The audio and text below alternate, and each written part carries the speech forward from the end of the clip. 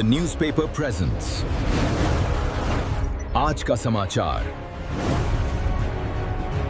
आज का समाचार के इस विशेष लाइव इन्वेस्टिगेटिव विश्लेषण की शुरुआत सीधे आज की सबसे बड़ी ग्राउंड रिपोर्ट से करते हैं।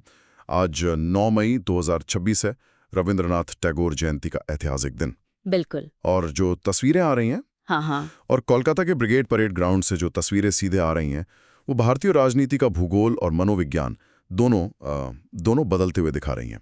मतलब मंच पर शुभेंदु अधिकारी ने पश्चिम बंगाल के मुख्यमंत्री पद की शपथ ले ली है। और कोई बहुत बड़ा या भव्य मंत्रिमंडल नहीं है इस बार। एग्जैक्टली। उनके साथ ठीक 5 मंत्रियों ने शपथ ली है, बस 5। और सबसे हैरान करने वाली बात जो मैंने नोटिस की, कोई उप मुख्यमंत्री, कोई डिप्टी सीएम नहीं बनाया गया। सत्ता का संदेश बिल्कुल साफ है। और उसी मंच पर एक और तस्वीर थी जो शायद इस पूरी राजनीतिक कहानी का सबसे गहरा दृश्य था।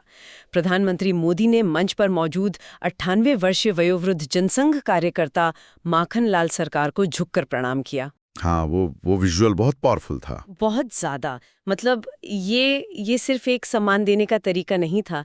उस धरती पर जहां से कभी श्यामा प्रसाद मुखर्जी ने शुरुआत की थी, ये एक वैचारिक संघर्ष के अपने चरम पर पहुंचने का घोषणा पत्र था। सही कहा आपने। और अगर हम इन सोर्स डॉक्यूमेंट्स और इलेक्शन कमीशन के डेटा को करीब से देखें तो ये बात साफ हो जाती है कि ये कोई आम सत्ता विरोधी लहर या रूटीन एंटी इनकम्बेंसी नहीं है। बिल्कुल नहीं। 2026 के जो नतीजे हैं, ये असल में दशकों से चल रहे सिस्टमैटिक इलेक्टोरल शिफ्ट्स का चरम बिंदु है।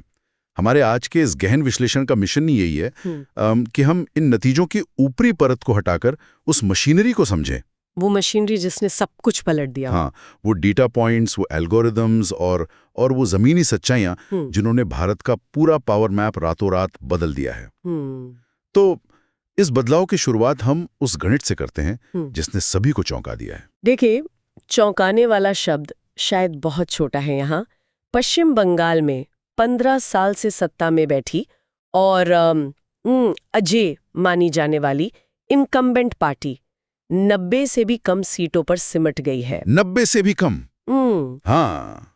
और जो सेंट्रल रूलिंग पार्टी है यानी बीजेपी, उसने 190 से ज्यादा, बल्कि मैं कहूंगी 206 सीटों तक का एक ऐतिहासिक स्वीप किया है।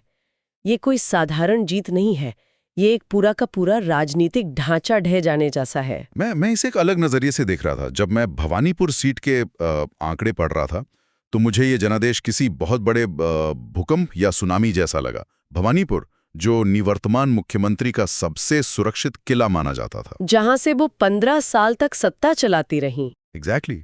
उसी सीट पर वो शुभेंदु अधिकारी के हाथों 15,105 वोटों से हार गई। मतलब 15,000 से ज्यादा का मार्जिन। जब कोई इतना बड़ा नेता अपने ही अभेद्य माने जाने वाले किले में इतने बड़े अंतर से हारता है, तो इसका मतलब है कि सिर्फ ऊपरी लहर नहीं बदली है, जमीन के नीचे की पूरी टेक्टोनिक प्लेट्स खिसक चुकी हैं। बिल्कुल। आपके नतीजे तो आ चुके हैं, लेकिन इसका आगे क्या असर होने वाला है? देखिए, अगर हम लोकल लेवल पर बंगाल की बात करें तो चुनाव खत्म होने के बाद वहां 70,000 CAPF यानी सेंट्रल आर्म्ड पुलिस फोर्सेस के जवानों की भारी भरकम तैनाती की गई है। 70,000 जवान, वो भी चुनाव के बाद? हाँ, चुनाव के बाद। इसका मतलब तो ये हुआ कि पुरानी इनकम्बेंट पार्टी के जो लोकल नेटवर्क थे, जो पंचायत और म्युनिसिपैलिटी लेवल पर अपना दबदबा बनाए रखते थे, उन्हें पूरी तरह से पैरालाइज कर दिया गया है। बिल्कुल, उन्हें पंगु बना दिया गया है। और नेशनल लेवल पर इसका इम्पैक्ट और भी बड़ा है। वो कैसे? सेंट्रल पार्टी ने इस जीत के साथ राज्यसभा में यानी अपर हाउस में अपना दबदबा हमेशा के लिए पक्का कर लिया है। ऑपोजिशन के पास जो एक आखिरी बड़ा राज्य बचा था जहां से वो लॉजिस्टिकल और फाइनेंशियल ताकत जुटा सकते थे, वो अब उनके हाथ से हमेशा के लिए निकल चुका है। मतलब एक तरह से चेकमेट हो गया है। लेकिन अगर हम मैप को थोड़ा और जूम आउट करें ना, तो इसका एक जियोपॉलिटिकल इम्पैक्ट भी है जो देश की सीमाओं के पार तक जाता है। आप बांग्लादेश बॉर्डर की बात कर रहे हैं? बिल्कुल। बंगाल में एक सेंट्रल अलाइंड सरकार के होने का सीधा मतलब है कि अब पड़ोसी देश बांग्लादेश के साथ जो बॉर्डर फेंसिंग और डिपोर्टेशन प्रोटोकॉल हैं, वो बिना किसी राज्य सरकार के विरोध के लागू होंगे। हाँ, सही कहा आपने। पहले राज्य सरकार और केंद्र के बीच एक डिप्लोमेटिक फ्रिक्शन रहता था। हाँ, हमेशा एक टकराव होता था। लेकिन अब असम का उदाहरण हमारे सामने है, जहां हाल ही में 1416 अवैध नागरिकों को डिपोर्ट किया गया। अब बंगाल में भी वैसी ही पॉलिसीज बहुत सख्ती से लागू की जा सकेंगी, जिसका असर पूरे पूरे ईस्टर्न जियोपॉलिटिकल थिएटर पर पड़ेगा। तो इन सब तथ्यों और इन भारी डेटा पॉइंट्स के आधार पर आगे के लिए क्या सिनेरियोज बनते हैं? मतलब वो 27 लाख लोग जो अभी भी ट्रिब्यूनल्स के चक्कर काट रहे हैं, उनका आखिर क्या होगा? देखिए, जो सबसे मोस्ट लाइकली सिनारियो उभर कर आ रहा है वो यही है कि ईस्ट में सेंट्रल पार्टी का कंसोलिडेशन और गहरा होगा। साउथ में, खासकर तमिलनाडु में, नई पार्टी और गठबंधनों के बीच अस्थिरता बनी रहेगी। और वो 27 लाख डिलीटेड वोटर्स वो शायद सालों तक उस ब्यूरोक्रेटिक लूप में फंसे रहेंगे। सालों तक, ये बहुत डरावना है। है ना? लेकिन हर तफ्तीश की तरह यहाँ भी एक हाई इम्पैक्ट लो प्रोबेबिलिटी सिनेरियो है। बस मान लीजिए कि supreme court suo motu action लेकर इस पूरे SIR प्रोसेस और इसके एल्गोरिथमिक डेटा को रिव्यू करने का फैसला करता है।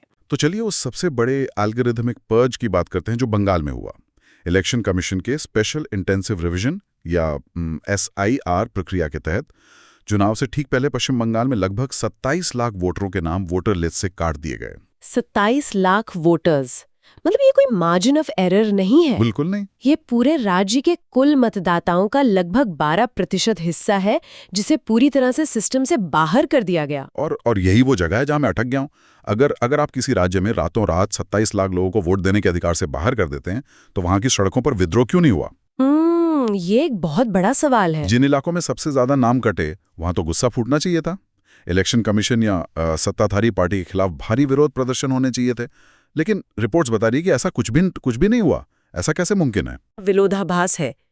बोनगांव जैसे क्षेत्रों को लीजिए, जहां मतुआ समुदाय रहता है। हाँ, वहाँ मतुआ समुदाय की एक बहुत बड़ी आबादी है और इन्हीं इलाकों में सबसे ज्यादा वोटर्स के नाम काटे गए। लेकिन जब नतीजे आए तो पता चला कि मतुआ समुदाय ने फिर भी उसी सेंट्रल पार्टी को भारी वोट दिया है जिस पर उनके नाम काटने के आरोप लग रहे थे। ये तो बिल्कुल उल्टा लॉजिक हुआ। बिल्कुल। जो सिस्टम या जो मशीनरी आपका वोटिंग राइट छीन रही है, आप उसी को सपोर्ट कर रहे हैं।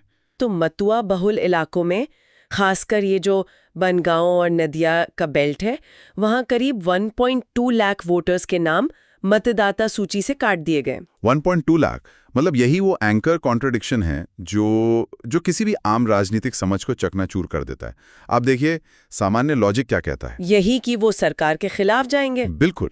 अगर किसी समुदाय के 1.25 लाख लोगों को रातों रात उनके वोटिंग अधिकार से बेदखल कर दिया जाए, तो वो समुदाय उस सत्ताधारी पार्टी के खिलाफ भारी मतदान करेगा जिसके राज में ये सब हुआ है। सही बात है। ये कुछ ऐसा है कि कोई नया सॉफ्टवेयर अपडेट आपके फोन की सारी जरूरी फाइल्स और फोटोज डिलीट कर दे और आप गुस्से में उस ऐप को अनइंस्टॉल करने के बजाय ऐप स्टोर पर जाकर उसे 5 स्टार रेटिंग दे दें। बहुत ही सटीक एनालॉजी है ये, है ना? लेकिन 2016 के चुनाव में ठीक यही हुआ। जिस सेंट्रल रूलिंग पार्टी के अधीन ये SIR लागू हुआ, मतुआ समुदाय ने भारी तादाद में उसी पार्टी को अपना वोट दिया। ऐसा क्यों हुआ? देखिए, इस विरोधाभास का जवाब हमें चुनावी रैलियों के शोर में या टीवी के उन डिबेट्स में नहीं मिलेगा। इसका जवाब डेटाबेस के उस साइलेंस में छिपा है जो बताता है कि चुनाव जीतने की जो एनाटमी है वो पूरी तरह से बदल चुकी है। मतलब ग्राउंड रियलिटीज अब बिल्कुल अलग है। बिल्कुल। अगर हम इस ग्राउंड रियलिटी का डेटा लेड एनालिसिस करें तो सेंट्रल पार्टी ने 294 में से 206 सीटें जीतकर एक ऐतिहासिक जीत दर्ज की। 206 सीटें? बाप रे। हाँ। और वहीं जो इनकम्बेंट स्टेट पार्टी पिछले 15 साल से सत्ता पर काबिज थी, वो 90 सीटों के नीचे सिमट कर रह गई। 90 से भी नीचे? और ये हार जीत कोई रैंडम घटना नहीं है।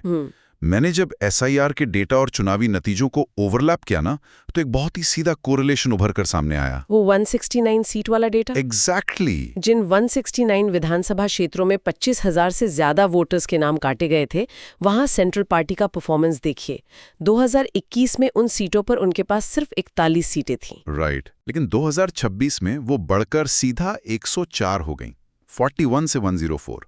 ये आंकड़ा साफ इशारा करता है कि जिन इलाकों में डेटाबेस की सबसे ज्यादा सफाई हुई, वहीं सबसे बड़ी चुनावी जीत भी हासिल हुई है। ये एक बहुत ही क्रिटिकल ऑब्जर्वेशन है, लेकिन हमें इसके कॉजेशन यानी जो कार्यकरण संबंध है उसे समझना होगा। लेकिन यहीं पर मुझे थोड़ा पुशबैक करना है। हाँ, बताइए। क्या हम इस पूरी हार का ठीकरा सिर्फ वोटर लिस्ट से नाम कटने पर फोड़ सकते हैं? मतलब क्या हम इस बात को नजरअंदाज कर दें कि जमीन पर एक बहुत ही मैसिव एंटी इनकम्बेंसी लहर थी? आप मेडिकल कॉलेज प्रोटेस्ट की बात कर रहे हैं? बिल्कुल। अभया केस और उस प्रोटेस्ट के बाद की फील्ड रिपोर्ट्स साफ बताती हैं कि शहरी महिलाओं में इनकम्बेंट सरकार के खिलाफ भारी गुस्सा था। और इसका सबूत तो इलेक्शन कमीशन का अपना डेटा भी दे रहा है ना? हाँ, वो टर्नआउट वाला डेटा। राइट। इस चुनाव में महिला टर्नआउट 93.2% तक पहुंच गया था, जो पुरुषों के टर्नआउट से काफी ज्यादा था। तो क्या ये एक बड़ा फैक्टर नहीं है? देखिए, महिला टर्नआउट और उस गुस्से को नकारा नहीं जा सकता। वो यकीनन एक बहुत बड़ा फैक्टर था। लेकिन अगर हम इलेक्शन की पूरी इंजीनियरिंग को गहराई से समझें तो प्रोटेस्ट और एंटी इनकम्बेंसी एक सतही कारण या सरफेस कॉज था। Surface cause. तो असली कारण क्या था? जो ये तो अपने ही पैरों पर कुल्हाड़ी मारने जैसी बात हो गई। सतह से देखने पर ऐसा ही लगता है, लेकिन जब बात अस्तित्व की आती है ना, तो इंसान का मनोविज्ञान बिल्कुल अलग तरीके से काम करता है। यहाँ एक प्रशासनिक शिकायत के ऊपर सुरक्षा का डर बहुत ज्यादा हावी हो गया। आपको याद होगा कि पड़ोसी देश बांग्लादेश में हिंदुओं पर किस तरह के हमले हुए थे। हाँ, दीपू चंद्र दास की लिंचिंग वाला मामला। एग्जैक्टली, दीपू चंद्र दास की लिंचिंग का वीडियो और वैसी कई घटनाएं जब सीमा पार से यहाँ पहुंची तो सीमावर्ती इलाकों में एक बहुत ही गहरा काउंटर पोलराइजेशन पैदा हो गया। एक क्रॉस बॉर्डर सिक्योरिटी नैरेटिव बन गया। मतलब उनका वोटर लिस्ट से नाम कटना उनके लिए एक छोटी समस्या बन गई, क्योंकि उनके सामने अपनी शारीरिक और सामाजिक सुरक्षा का एक बहुत बड़ा संकट खड़ा था। बिल्कुल। मतुआ समुदाय की जड़ें और उनके रिश्तेदार आज भी सीमा पार हैं। हाँ, ये बात तो है। जब उन्होंने वहां लोगों को मरते और भागते देखा तो उनके मन में ये बात बैठ गई कि अगर राज्य में कोई ऐसी सरकार आती है जो सीमा पार की सुरक्षा को लेकर सख्त नहीं है तो उनका वजूद ही खतरे में पड़ जाएगा। अच्छा, तो उन्होंने बाकी सब भूलकर सिर्फ सुरक्षा पर फोकस किया। हाँ, इसलिए उन्होंने वोटर लिस्ट वाले मुद्दे को किनारे रख दिया और सिर्फ सुरक्षा के नैरेटिव पर वोट किया। वैसे निष्पक्ष होकर सामने रखना होगा। बिल्कुल, न्यूट्रलिटी बहुत जरूरी है यहाँ। हाँ, हमारे पास जो आधिकारिक रिकॉर्ड्स और इलेक्शन कमीशन के डॉक्यूमेंट्स हैं, उनका स्पष्ट रूप से कहना है कि एसआईआर कोई राजनीतिक हथियार नहीं है। ये एक मानक वैधानिक प्रक्रिया है जिसका मकसद मतदाता सूची से डुप्लीकेट, फर्जी या मृत मतदाताओं के नामों को हटाना है। उनके अनुसार ये सिर्फ एक रूटीन डेटा क्लीनअप था। और दूसरी तरफ हमारे पास स्वतंत्र संस्थानों और विपक्षी दलों के जो विस्तृत डेटा सेट है वो एक बिल्कुल अलग कहानी बताते हैं। उनका दावा है कि इन काटे गए 27 लाख नामों में से लगभग 34% अल्पसंख्यक और कुछ खास अप्रवासी समूहों के थे। 34%? ये बहुत बड़ा नंबर है। हाँ, उनका तर्क है कि ये आंकड़ा इन समूहों की कुल आबादी के अनुपात से कहीं ज्यादा है और इसलिए ये एक टारगेटेड डिसइनफ्रेंचाइजमेंट था, यानी जानबूझकर एक खास वर्ग को वोटिंग से बाहर करने की एल्गोरिदम आधारित कोशिश। देखिए, हम ये तय नहीं कर रहे हैं कि कौन सा डेटा सेट पूरी तरह से सच है, लेकिन जो बात साफ है वो ये कि इस एल्गोरिदम ने जो भी किया, जमीन पर लोगों के दिमाग में चल रहे फियर फैक्टर ने उस एल्गोरिदम के असर को भी पीछे छोड़ दिया। एग्जैक्टली। चुनाव के दिन जनता ने डेटा से ज्यादा अपने डर और अपनी सुरक्षा की भावना पर भरोसा किया। और जब हम इंसान की सुरक्षा और भावनाओं की बात करते हैं तो हमें टोन को थोड़ा रीसेट करना होगा। हमें ये समझना होगा कि ये चुनाव सिर्फ मशीनरी और एल्गोरिदम से नहीं लड़े गए हैं। बिल्कुल। इन सब के पीछे वो इंसान है, वो आम मतदाता है जिन्होंने एक बहुत बड़ी कीमत चुकाई है। हाँ, और मुझे लगता है कि इस मानवीय कीमत को समझे बिना ये विश्लेषण अधूरा रहेगा।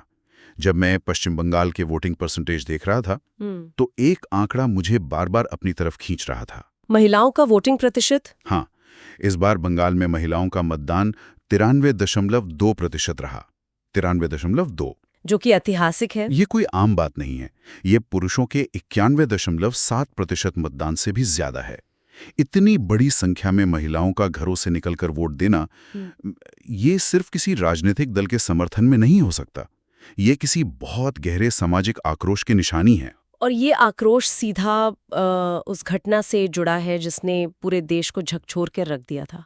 आरजी कर मेडिकल कॉलेज की वो खौफनाक त्रासदी। उफ, हाँ। उस रेप और मर्डर केस के बाद बंगाल की सड़कों पर जो विरोध प्रदर्शन हुए, उन्होंने महिलाओं की सोच और उनकी प्राथमिकताओं को पूरी तरह से रीसेट कर दिया। मैं इस रीसेट को थोड़ा समझना चाहता हूं, क्योंकि अगर हम पिछले 10-15 सालों का इतिहास देखें तो बंगाल की राजनीति काफी हद तक कैश वेलफेयर यानी नकद कल्याणकारी योजनाओं के इर्द गिर्द घूमती रही है। बिल्कुल। निर्वर्तमान सरकार महिलाओं को सीधे उनके बैंक खातों में जो पैसे भेजती थी, उसे उनका सबसे बड़ा, सबसे मजबूत वोट बैंक माना जाता था। तो फिर ये कैश वेलफेयर का मॉडल अचानक कैसे फेल हो गया? क्योंकि आजीकर की घटना ने इस बात को बेनकाब कर दिया कि जब आपकी शारीरिक सुरक्षा ही मौजूद नहीं है तो नकद सहायता का कोई मतलब नहीं रह जाता। सही बात है। महिलाओं ने ये साफ संदेश दिया कि आप हमें आर्थिक रूप से थोड़ा बहुत सशक्त तो कर सकते हैं, लेकिन अगर हम अपने वर्क प्लेस पर, अपने अस्पतालों में, अपनी सड़कों पर सुरक्षित नहीं है तो वो पैसा किसी काम का नहीं है।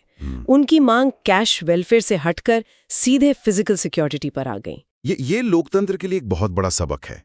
लोक लुभावन योजनाएं और मुफ्त की रेवड़ियां तब तक ही काम करती हैं जब तक नागरिक बुनियादी रूप से सुरक्षित महसूस करते हैं। एग्जैक्टली। जब सुरक्षा का वो बेसिक कॉन्ट्रैक्ट टूटता है ना, तो कोई भी वेलफेयर स्कीम सरकार को बचा नहीं सकती। और इस बदलाव की जो मानवीय कीमत चुकाई गई है, वो सिर्फ वोटिंग के दिन नहीं दिखी। हाँ, वो आज भी दिख रही है। आज जब ब्रिगेड परेड ग्राउंड में शपथ ग्रहण चल रहा था, तो उन 321 राजनीतिक कार्यकर्ताओं को भी श्रद्धांजलि दी गई, जिनकी इस पूरे राजनीतिक संघर्ष में जान चली गई। 321 जाने, मतलब ये आंकड़ा किसी भी सभ्य समाज के लिए खौफनाक है। हम अक्सर इन नंबरों को चुनावी गणित में भूल जाते हैं, लेकिन ये वो परिवार है जिन्होंने इस सत्ता परिवर्तन की कीमत अपने खून से चुकाई है। बिल्कुल। बंगाल में राजनीतिक हिंसा का एक बहुत पुराना और खूनी इतिहास रहा है। वहाँ सत्ता सिर्फ विधानसभा में बैठकर नहीं चलती, बल्कि सड़कों पर, गांव में और हर बूथ पर बाहुबलियों और लोकल लीडर्स के पेट्रोनेज नेटवर्क्स के जरिए चलती है। और यही वो संरक्षण नेटवर्क है जो ये तय करता है कि किसे सरकारी योजना का लाभ मिलेगा, किसे कॉन्ट्रैक्ट मिलेगा और कौन सुरक्षित रहेगा। हाँ। और शायद इसी पुराने नेटवर्क को तोड़ने के लिए चुनाव खत्म होने और नई सरकार के आ जाने के बावजूद आज भी बंगाल की सड़कों पर 70,000 CAPF यानी केंद्रीय सशस्त्र पुलिस बल के जवानों की तैनाती बरकरार है। विस्तृत विश्लेषण में आगे बढ़ने से पहले ये स्पष्ट करना आवश्यक है कि आज हम जिन दस्तावेजों, जमीनी रिपोर्टों और चुनाव आयोग के आंकड़ों पर बात कर रहे हैं, उनका उद्देश्य किसी राजनीतिक दल या विचारधारा का समर्थन या विरोध करना बिल्कुल नहीं है। जी, हमारा काम सिर्फ तथ्यों का विश्लेषण करना है। बिल्कुल। विभिन्न स्रोतों में जो दावे प्रस्तुत किए गए हैं, हम केवल उनकी कार्यप्रणाली को समझने का प्रयास कर रहे हैं। तो भावनाओं और ऐतिहासिक तस्वीरों से बाहर निकलकर अगर जमीनी हकीकत और गणित पर बात की जाए तो तस्वीर बहुत हैरान करने वाली है। बहुत ही अलग तस्वीर है। चुनाव में अभूतपूर्व 93% औसत मतदान दर्ज किया गया है और कुछ माइक्रो बूथों पर तो ये आंकड़ा 96.5 से 97% तक पहुंच गया, जो कि बंगाल के चुनावी इतिहास में कोई सामान्य घटना नहीं है। बिल्कुल नहीं। और इसके समानांतर एक और बड़ी चीज हुई, चुनाव आयोग का स्पेशल इंटेंसिव रिवीजन, जिसे SIR कहा गया। इस प्रक्रिया के तहत वोटर लिस्ट से 27 लाख विवादित मतदाताओं के नाम काटे गए।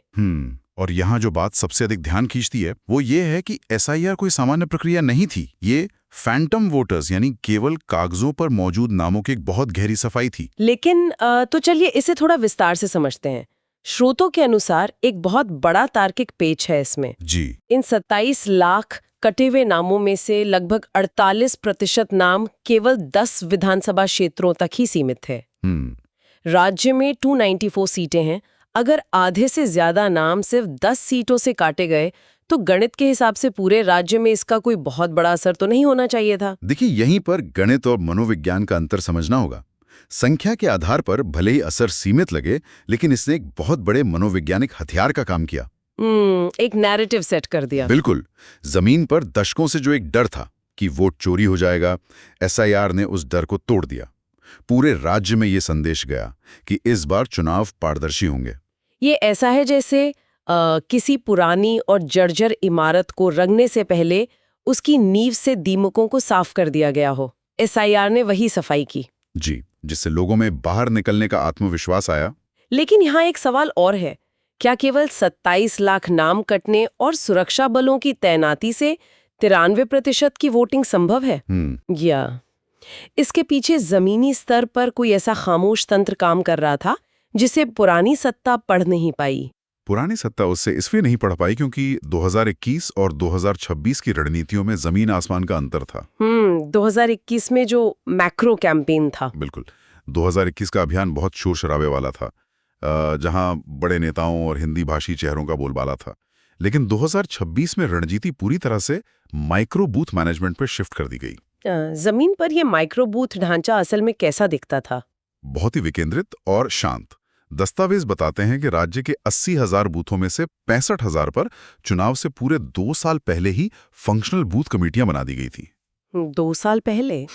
हैरानी की बात है। जी, और रणनीति इतनी सूक्ष्म थी कि एक कार्यकर्ता को केवल 50 से 60 मतदाताओं की जिम्मेदारी दी गई थी। उसे कोई रैली नहीं करनी थी, सिर्फ उन 50 लोगों से रोजमर्रा का संपर्क रखना था। और इस बार बाहरी का टैग भी नहीं था। सही कहा, बंगाली अस्मिता का सम्मान करते हुए स्थानीय चेहरों को आगे रखा गया। इसी समानांतर संगठनात्मक ढांचे ने खामोशी से सत्ता के डर को चुनौती दी। भय आउट, भरोसा इन सिर्फ नारा नहीं था, वो कार्यकर्ता की मौजूदगी थी। लेकिन कोई भी मशीनरी या बूथ मैनेजमेंट तब तक काम नहीं करता जब तक कि आम इंसान के अंदर सत्ता के खिलाफ कोई गहरा आक्रोश ना हो। जी, मशीनरी ने रास्ता दिया, लेकिन आग किस बात की थी? उन 93% लोगों को किस चीज ने बूथ तक खींचा? यहां से इस पूरी चर्चा का संदर्भ पूरी तरह बदल जाता है। गणित और चुनाव प्रबंधन से परे हटकर अब इस बदलाव की उस मानवीय कीमत और खौफ के तंत्र को समझना जरूरी है। बिल्कुल, और ये एक बेहद गंभीर विषय है। जी, ये गुस्सा अचानक नहीं फूटा था। ये रोजमर्रा की जिंदगी में समा चुके रंगदारी, जिसे वहां कटमनी कहा जाता है, और सिंडिकेट के आतंक का नतीजा था। और यहाँ एक बहुत ही दिलचस्प बल्कि खौफनाक बात सामने आती है। कट मनी सिर्फ बड़े ठेकों तक सीमित नहीं थी। स्रोतों में दर्ज जमीनी रिपोर्टें एक आम चाय वाले का उदाहरण देती हैं। एक व्यक्ति जो दिन भर में सिर्फ 500 रुपए कमाता है, उसे भी गुंडों को अपना हिस्सा देना पड़ता था। और अपनी ही खरीदी हुई जमीन पर घर बनाने के लिए एक-एक ईंट पर सिंडिकेट को कट मनी देनी पड़ती थी। ये एक पूरा व्यवस्थित आर्थिक शोषण का ढांचा था। लेकिन जो अंतिम प्रहार हुआ, जिसने सामाजिक ताने बाने को तोड़ दिया, वो था महिलाओं की सुरक्षा का संकट। जो महिलाएं सत्ताधारी पार्टी का कोर वोटर मानी जाती थीं, वे छिटक गईं। जब बात सम्मान और अपनी जान पर आ जाती है, तो 1500 रुपए महीने जैसी नकद सरकारी योजनाएं भी बेमानी हो जाती हैं। ये एक बहुत ही महत्वपूर्ण सवाल खड़ा करता है। आरजीकर अस्पताल में महिला डॉक्टर के साथ हुई बर्बर घटना और संदेशखाली में महिलाओं के शोषण ने पूरे राज्य की अंतरात्मा को झकझोर दिया। बिल्कुल, इन घटनाओं ने साबित कर दिया कि सत्ताधारी तंत्र नागरिकों को बचाने के बजाय अपराधियों को संरक्षण दे रहा था। जी, और इन घटनाओं ने एक मैग्नेट यानी चुंबक की तरह काम किया, जिसने पूरे राज्य के बिखरे हुए गुस्से को एक दिशा दी थी।